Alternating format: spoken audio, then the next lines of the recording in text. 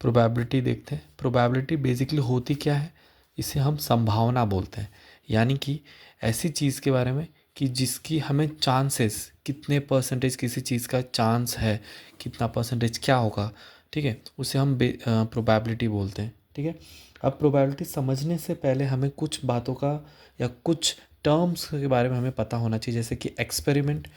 Experiment जैसे कि हम साइंस में करते हैं एक्सपेरिमेंट, इसके अंदर भी एक्सपेरिमेंट, मैथ्स में कौन सा क्या होता है कि एक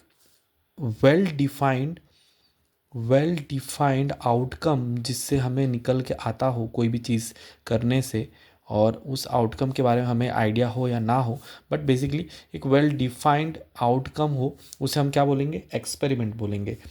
रैंडम एक्सपेरिमेंट किसे बोलते हैं, random experiment basically well defined outcome तो है, पर इसके टोटल नंबर ऑफ आउटकम्स हमें मालूम है कि क्या क्या आ सकता है, यानी कि इसके आउटपुट रिजल्ट क्या क्या हो सकते हैं, पर हमारे लिए फेवरेबल क्या है या क्या आएगा, क्या आने वाला है आउटकम, वो ना पता हो, उसे हम क्या बोलेंगे, रैंडम एक्सपेरिमेंट बोलेंगे। ठीक है, नेक्स्ट है ट्रायल।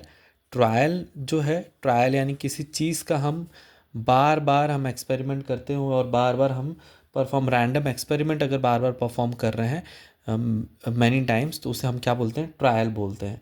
ठीक है, जैसे कि मैं एक सिक्के की अगर बात करूं, तो अगर मैं इस कॉइन को बार बार इसको मैं टॉस करता हूं, ठीक है, तो बेसिकली कभी हेड आएगा, कभी टेल आएगा।